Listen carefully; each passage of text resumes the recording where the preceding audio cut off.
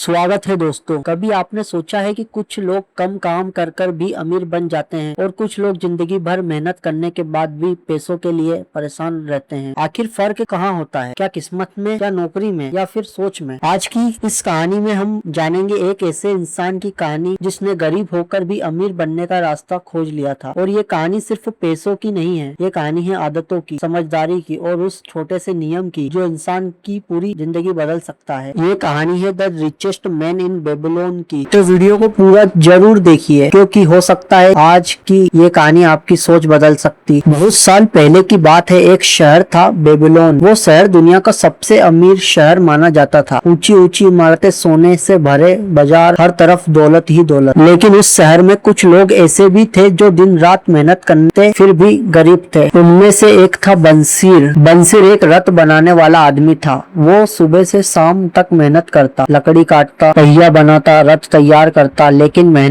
महीने के आखिरी में उसके पास कुछ भी नहीं बचता था। एक दिन वो अपने घर के बाहर उदास बैठा था। उसके चेहरे पर थकान थी और दिल में सवाल। तभी उसका दोस्त कोबी आया। कोबी संगीत बजाने का काम करता था। उसने पूछा, क्या हुआ बंसरी, इतना परेशान क्यों हो? बंसरी बोला, हम दोनों बचपन से मेहनत कर रहे हैं लेकिन आज भी गरीब हैं और कुछ लोग हैं जिनके पास सोना ही सोना है। आखिर ऐसा क्यों? कोबी ने गहरी सांस ली और बोला, शायद हमें कभी पैसों को संभालना सिखाया ही नहीं गया। तभी दोनों ने फैसला किया कि वो शहर के सबसे अमीर आदमी अर्कोड से मिलेंगे। अर्कोड बेबीलोन का सबसे अमीर आदमी था। लोग कहते थे उसके पास इतना सोना था कि वो कई पीढ़ी तक खत्म नहीं होगा। अगले दिन दोनों अर्कोड के पास पहुंचे। उन्होंने पूछा, हमें बताइए अमीर कैसे बना जाता है? अर्कोड मुस्कुराए। उसने कहा, मैं भी कभी तुम्हारी तरह गरीब था लेकिन मैंने एक ऐसा नियम सीखा जिसने मेरी जिंदगी बदल दी। दोनों ध्यान से सुनने लगे। अर्कोड बोले, जो भी पैसे तुम कमाते हो उसका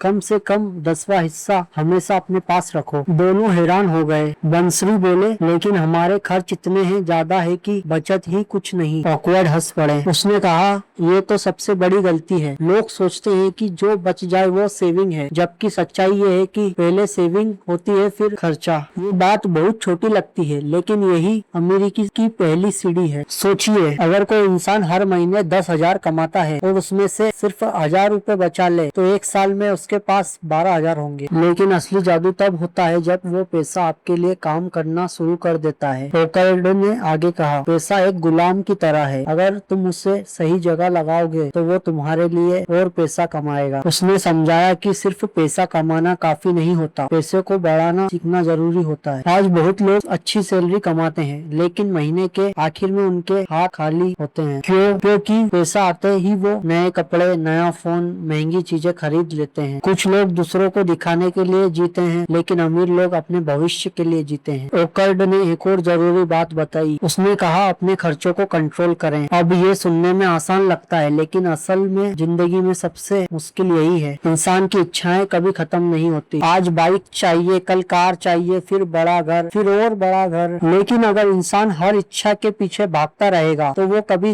अमीर नहीं बन पाएगा। अमीर बनने का मतलब सिर्फ ज्यादा पैसे कमाना नहीं बल्कि अपने पैसों को समझदारी से इस्तेमाल करना है। अर्कोड ने अपनी जिंदगी का एक किस्सा सुनाया। उसने कहा कि एक बार उसने अपना सारा पैसा एक ऐसे आदमी को दे दिया जिसने बिजनेस की समझ नहीं थी और उसका पूरा पैसा डूब गया। उस दिन समझ आया कि पैसा वहीं लगाना चाहिए जहां समझ हो। आज भी लोग यही गलती करते हैं। किसी दोस्त के कहने पर निवेश कर देते हैं, किसी यूट्यूबर की बात सुनकर पैसा लगा देते हैं और बाद में पछताते हैं। इसलिए निवेश करने से पहले सीखना बहुत जरूरी है। अर्कोड ने कहा, अगर तुम अपने पैसों की रक्षा नहीं कर सकते तो पैसे तुम्हारे पास टिकेंगे भी नहीं। दोस्तों, ये लाइन जिंदगी बदल सकती है। बहुत लोग पैसा कमाने के पीछे भागते हैं लेकिन पैसा बचाना और बढ़ाने की कला नहीं सीखते। फिर चाहे सैलरी कितनी ही बड़ी क्यों ना हो, इंसान हमेशा परेशान ही रहता है। उसके बाद अर्कोड ने उन्हें 7 नियम बताए जिन्हें उसने 7 क्यूरस फॉर अ मैन प्योरेस कहा। पहला नियम, अपनी कमाई का कम से कम 10% बचाओ। दूसरा नियम, अपने खर्चों को कंट्रोल करो। तीसरा नियम, अपने पैसों को काम पर लगाओ। चौथा नियम, अपने पैसों को नुकसान से बचाओ। पांचवा नियम, अपना घर खरीदो। छठा नियम, भविष्य के लिए तैयारी करो। और सातवां नियम, अपनी कमाने की क्षमता बढ़ाओ। अब जरा सोचिए, अगर कोई इंसान इन 7 नियमों को सिर्फ 5 साल तक ईमानदारी से फॉलो करे तो उसकी जिंदगी कितनी बदल सकती है। लेकिन समस्या ये है कि लोग तुरंत अमीर बनना चाहते हैं। आज सोशल मीडिया पर हर जगह जल्दी अमीर बनने की बात होती है। 30 दिन में करोड़पति बनो, एक रात में पैसा डबल करो। लेकिन सच्चाई ये है कि असली अमीर धीरे धीरे बनते हैं, ठीक वैसे ही जैसे एक पेड़ धीरे धीरे बड़ा होता है। अगर आप रोज थोड़ा थोड़ा सुधार करते हैं, थोड़ा पैसा बचाते हैं, थोड़ा सीखते हैं, तो कुछ साल बाद आपकी जिंदगी पूरी तरह बदल सकती है। ओकर्ड ने कहा था, धन उस इंसान के पास आता है जो उसे संभालना जानता है। और यही इस किताब की सबसे बड़ी सीख है। गरीब और अमीर के बीच फर्क सिर्फ पैसों का नहीं होता, फर्क आदतों का होता है। गरीब इंसान पैसा आते ही खर्च कर देता है, अमीर इंसान पैसा आने के बाद सोचता है इसे बढ़ाए कैसे जाए। गरीब इंसान आज के लिए जीता है, अमीर इंसान आने वाले 10 साल के लिए सोचता है। दोस्तों, अगर आप सच में अपनी जिंदगी बदलना चाहते हैं तो आज से ही एक छोटा सा नियम शुरू कर दीजिए। जो भी कमाइए उसका कम से कम 10% खुद को दीजिए, क्योंकि